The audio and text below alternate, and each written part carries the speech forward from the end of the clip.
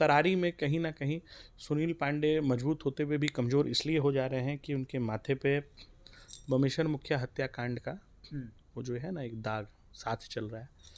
कहीं ना कहीं यही एक कारण होगा, अगर वो हारे तो उनका एक सबसे बड़ा कारण यही होगा। प्रशांत किशोर किनका वोट काट रहे हैं? क्या वो माले का वोट काट सकते हैं? कभी भी असंभव है।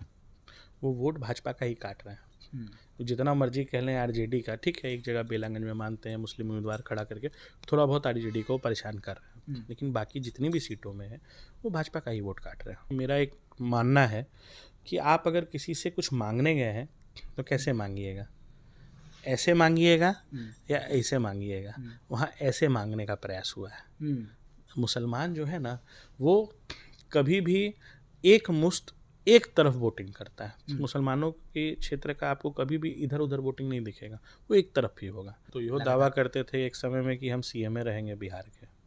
नीतीश कुमार की अब वो बात नहीं रही, लेकिन सीएम पद से हटा दिए गए ना, कहा जाए फेंक दिए गए उठा के, तो कुछ बोलते हैं। नमस्कार, स्वागत है आपका लाइव बिहार में। मैं हूं आपके साथ संजीव सिंह। कि बिहार विधानसभा के 4 सीटों पर उपचुनाव हो रहे हैं, जिसको लेकर के तमाम पार्टियों जो है वो तैयारी कर रहे हैं और पूरी दम लगा दी है। खास करके अगर बात हम तरारी की करें, जहां भूमिहार मतदाता ये डिसाइड करते हैं कि जीत किसकी होगी। यानी तरारी जो है भूमिहार बहुल विधानसभा का सीट है और इसको लेकर के खास बातचीत करेंगे। हमारे साथ बातचीत करने के लिए रवि नारायण सिंह हैं, जो कि आरपीआई के प्रदेश अध्यक्ष हैं बिहार के और भूमिहार समाज के एक बड़े नेता हैं। खास करके भूमिहार समाज की राजनीति को अच्छे से समझते हैं कि रुझान किसके पक्ष में जाएगा। खास बातचीत करेंगे, क्या कहेंगे जिस प्रकार से 4 सीटों पर उपचुनाव है। सबसे पहले हम ये जानना चाहेंगे कि आपकी पार्टी क्या कर रही है, किनको समर्थन दे रही है, कहाँ खड़ी है?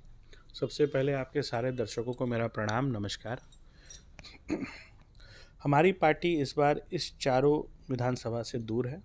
इस बार बिहार में हमारी पार्टी एक भी सीट पे यहाँ से भी चुनाव फिलहाल चारों सीटों पे नहीं लड़ रही है। आने वाले आगामी विधानसभा की तैयारी चल रही है और 50 से ज़्यादा सीटों पे हम चुनाव लड़ेंगे। और जहाँ तक समर्थन का बात रहा, तो यहाँ समर्थन देखिए, केंद्र में हमारी गठबंधन होने के कारण कहीं ना कहीं भाजपा के साथ है, ठीक है। लेकिन आप अगर इंडिविजुअली हमसे मेरी राय पूछिएगा, आरपीआई ए प्रदेश अध्यक्ष को हटा के अगर आप मेरी राय पूछिएगा, एक भूमिहार नेता की राय पूछिएगा, तो हम आपको ये बता सकते हैं कि तरारी में कहीं ना कहीं सुनील पांडे मजबूत होते हुए भी कमज़ोर इसलिए हो जा रहे हैं कि उनके माथे पे बमेश्वर मुखिया हत्याकांड का वो जो है ना एक दाग साथ चल रहा है।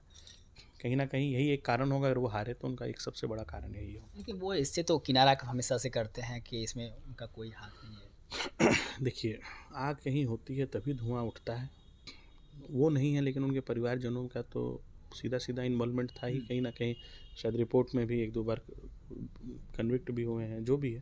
खैर वो अलग बात है, मैं जज तो हूँ नहीं कि मैं इस पर अपनी राय रखूँ कि कौन बेगुनाह है कौन गुनहगार है। लेकिन इतना ज़रूर कह सकता हूँ कि ये जिस हिसाब से तरारी में चुनाव का जो रुझान है, लोगों का जो रुझान है, समाज का जो रुझान है, जैसा वहाँ के लोगों से बात हो रही है, वहाँ के कुछ गांव के मुखियों से भी संपर्क है, तो उनका यही कहना है कि ठीक है, मुंह पे आ रहे हैं तो बावन होने के नाते बैठा रहे हैं, इज्जत दे रहे हैं, लेकिन वोट हो सके कहीं ना कहीं विपक्ष में करेंगे। वहाँ माले का बहुत ही मजबूत गढ़ है, माले वहाँ बहुत मजबूत है। लेकिन पिछली बार की बात करें तो सुनील पांडे दूसरे स्थान पर थे, निर्दलीय चुनाव लड़े थे, तब भाजपा की तो जमानत वहाँ पे जब्त हो गई थी। लेकिन इस बार तो बीजेपी में शामिल हो गए और बेटे को भी शामिल करवाएं और बेटा भी मैदान में है। तो क्या लग रहा है इस बार अपने समाज के लोग ही उसको साथ नहीं देंगे?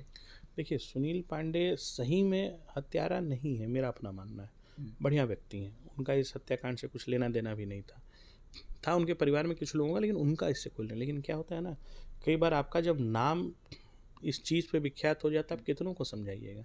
हर व्यक्ति का अपना राय है, समाज का अपना राय। बमेश्वर मुखिया हमारे समाज के बहुत ही क्या कह सकते हैं, गौरव से लिए जाने वाले नाम है। कोई अगर भूमिहार नेता बमेश्वर मुखिया के बारे में गलत कहता है तो वो बहुत ही गलत बात कहता है। मतलब बमेश्वर मुखिया फैक्टर वहाँ पर काम करेगा? बमेश्वर मुखिया फैक्टर बिल्कुल काम करेगा। मुझे लगता है कि उनको कहीं ना कहीं एक बार स्पष्टीकरण देना चाहिए इस पर, कि कहीं ना कहीं मुझे लगता है, मेरा पर्सनल ओपिनियन है कि शायद उनको अगर हार होगी तो उसका सबसे बड़ा कारण बमेश्वर मुखिया हत्याकांड में संलिप्तता में नाम आना ही होगा। राजू यादव भाकपा माले से वहाँ प्रत्याशी बनाए गए हैं। पिछले बार भी भाकपा माले से सुदामा प्रसाद वहाँ से जीते हैं, वो सीट भी भाकपा माले के खाते में थी। इस बार मैदान में है। प्रशांत किशोर की पार्टी भी इस बार एंट्री की है, वो भी लगातार दावे कर रहे हैं। रुझान किधर दिखता है आपको? अच्छा, प्रशांत किशोर किनका वोट काट रहे हैं? क्या वो माले का वोट काट सकते हैं? कभी भी असंभव है। वो वोट भाजपा का ही काट रहे हैं। तो जितना मर्जी कह लें आरजेडी का, ठीक है, एक जगह बेलागंज में मानते हैं मुस्लिम उम्मीदवार खड़ा करके थोड़ा बहुत आरजेडी को परेशान कर रहे हैं, लेकिन बाकी जितनी भी सीटों में है वो भाजपा का ही वोट काट रहे हैं, टू बी वेरी ऑनेस्ट। तो वहाँ भी वो भाजपा का ही वोट काट रहा है। और वोट काटने के क्रम में आप देख लीजिए, मेरा अपना मानना है कि अगर ये चुनाव हारेंगे, जो कि हमको लगता है कि 60-40 का है, 40% जीत भी सकते हैं, 60% हार भी सकते हैं। रुझान आपको राजू यादव के पक्ष में नजर आ रहा है? हाँ, माले के पक्ष में इस समय तो नज़र आ रहा है।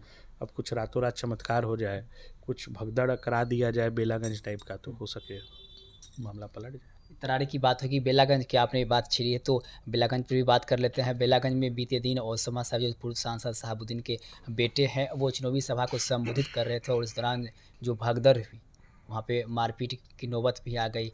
तो कैसे देखते हैं? मुस्लिम वोट बैंक को साधने के लिए वहाँ पहुँचे थे, क्या साध पाएंगे? देखिए, मेरा एक मानना है कि आप अगर किसी से कुछ मांगने गए हैं तो कैसे मांगिएगा? ऐसे मांगिएगा या ऐसे मांगिएगा? वहाँ ऐसे मांगने का प्रयास हुआ है। मुसलमान जो है ना, वो कभी भी एक मुश्त एक तरफ वोटिंग करता है। मुसलमानों के क्षेत्र का आपको कभी भी इधर उधर वोटिंग नहीं दिखेगा, वो एक तरफ ही होगा। शायद ही संजोग किसी विधानसभा में ऐसा होता है कि जहाँ मुसलमान बट के वोट करते हैं, वो भी सिया सुन्नी का मैटर है तो, अदरवाइज नहीं, ठीक है। तो मेरा अपना मानना है कि कहीं ना कहीं बेलागंज में कल जो हुआ है वो हो सके राजद को एक बहुत बड़ा झटका दे दे, और अनवर को शायद, अनवर जी सॉरी, जो वहाँ के अभी अनवर ही जी हैं ना, वहाँ के वो जनस्वराज के जो भी उम्मीदवार हैं, अनवर है शायद नाम उनका, वो वहाँ पे इस समय उससे फ़ायदे में। मनोरमा देवी की क्या स्थिति वहाँ पर नजर आ रही है? देखिए, मनोरमा देवी की बेटे की छवि बड़ी धूमिल है वहाँ पे। रॉकी यादव, हाँ, उनका जो भी नाम है, उनके बारे में जो लोगों की राय है, क्योंकि जहानाबाद मेरा घर हुआ, पंडोई पास में ही पड़ता है, आना जाना रहता है, वहाँ के काफ़ी लोगों से अच्छी बातचीत है, बहुत सारे लोग वहाँ से आते रहते हैं रोज़ ही मिलने। तो वहाँ का जो अभी राय है मेरा उन लोगों के माध्यम से, वो यही है कि कहीं ना कहीं उनकी छवि सुरेंद्र यादव से ज़्यादा धूमिल है इस वक्त भी, जैसा अभी वहाँ के लोगों का इंटरनल कहना है। अब वो क्या है, नहीं है, कौन जीतेगा नहीं जीतेगा तो जाने महादेव, लेकिन मेरे अंदाज से इस समय वहाँ पे अनवर थोड़ा मजबूत दिख रहा है। अनवर मजबूत दिख रहा है। जनसुराज आगे आपको नजर आ रहा है? जीतेंगे नहीं, लेकिन इस समय आगे हैं कल के इंसिडेंट्स के बाद, लेकिन सुरेंद्र यादव इतनी आसानी से बेलागंज छोड़ने वाले भी तो नहीं है।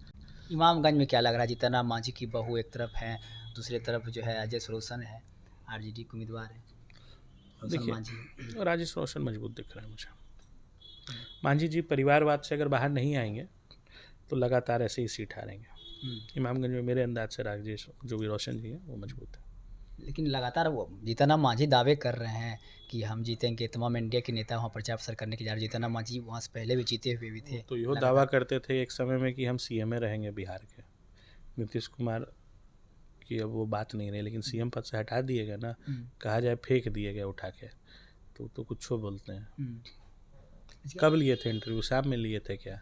शाम में थोड़ा गड़बड़ा जाते हैं। कैसे गड़बड़ाते? तो लगातार हमेशा से बोलते हैं कि हम जो बोलते हैं सोच समझ करके बोलते हैं, और खासकर शराबबंदी के पक्ष में हमेशा से पोल खोलते हैं। कितना सोच के बोलते हैं वो आपको शाम में इंटरव्यू लीजिए पता चल जाएगा। एक अंतिम जो सीट है उसकी भी बात करते हैं, रामगढ़ में एक तरफ बीजेपी के प्रत्याशी है अशोक सिंह है, दूसरी तरफ अगर बात करें तो जगदानंद सिंह के छोटे बेटे जो अजीत सिंह है, वो वहाँ पे मरते हैं। अजीत सिंह फिलहाल वहाँ मजबूत है। अब देखिए, चुनाव राजनीति जो है ना, मोमेंट्स का खेल है। अब अगले कुछ क्षणों में, अगले कुछ मिनटों में, घंटों में क्या हो जाएगा कोई नहीं जानता। हो सके आप इस इंटरव्यू लेके उठे और इसी क्रम में कुछ हो चुका हो किसी विधानसभा में, लेकिन फिलहाल अगर इस वक्त की बात करें तो राजद वहाँ मजबूत है। मुझे लगता है भाजपा को इस बार सीख लेने की ज़रूरत है कि चिराग पासवान और जीतन राम मांझी से अपना मोह हटाएं, और आरपीआई जो उनके साथ केंद्र में भी गठबंधन में है हमारी पार्टी, हमें मौका दें। हमारे पार्टी के 16 से ज़्यादा जिलाध्यक्ष आपको दलित समुदाय से आते हैं, महादलित समुदाय से आते हैं, और हमारी पार्टी सही में लोगों के बीच की पार्टी है, ना कि इनकी तरह इनके पार्टी में बस बाप बेटे की पार्टी है, या चिराग पासवान की पार्टी में बेटा दामाद की पार्टी है। हमारी पार्टी चिराग पासवान चिराग पासवान। अच्छा एक कहते बात हैं दलित की पार्टी है। उनके और उनके जीजा जी के अलावा कौन दलित है पार्टी में, बताइए कौन दलित है। लास्ट मोमेंट पे कैसे किसको क्यों टिकट दिया गया हमको तो बताने का ज़रूरत है नहीं। आज पार्टी टूट के कगार पे भी है। सोच लीजिए जो पार्टी हर दूसरे महीने तीसरे महीने टूट के कगार पे रहती है वो कितना स्टेबल रहेगी और उसके सीएम उम्मीदवार कैसे होंगे, तो सोचने वाली विषय है। लेकिन तो कहना कि और देखने को भी मिला कि लोकसभा चुनाव में 100% उसका स्ट्राइक रेट है। भाई जी एक बात समझिए, वो मोदी जी का स्ट्राइक रेट था, वो चिराग पासवान का स्ट्राइक रेट नहीं था। अच्छा। चिराग पासवान को अगर ऐसा है तो पिछले विधानसभा चुनाव में कितनी सीट आई थी, एक सीट है। कितने सीटों पे लड़े थे, तो सोचने का विषय है ना। वो भी जो आई थी वो किसके दम पे आई थी उनको भी पता है, कैंडिडेट को भी पता है।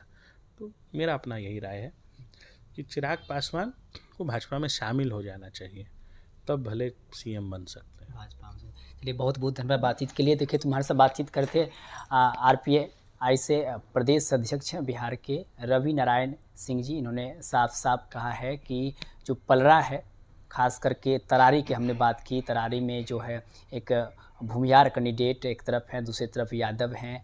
और अगर बात करें तो लगातार वहाँ के जो रुझान आते हैं वो कहीं ना कहीं जो भूमिहार समाज जिसको चाहते हैं उन्हीं के पक्ष में रुझान आता है। ऐसे में वहाँ के जो भूमिहार मतदाता है वो कहीं ना कहीं डिसाइड करता है कि जीत किसकी होगी। और ब्रह्मेश्वर मुखिया हत्याकांड का जो फैक्टर है वो अभी भी वहाँ पर जो है दिखता नज़र आ रहा है। हमने तमाम चीज़ को लेकर के बातचीत की है तैयारी के साथ साथ, और भी जो 3 विधानसभा के जो सीट है जहाँ पे उपचुनाव हो रहे हैं उसको लेकर के भी क्या कुछ कह रहे थे तमाम सीट को लेकर के। आप भी सुन रहे थे, आप भी अपनी राय प्रतिक्रिया हमें कमेंट्स के माध्यम दे सकते हैं। आप देख रहे थे लाइव बिहार। बहुत बहुत धन्यवाद।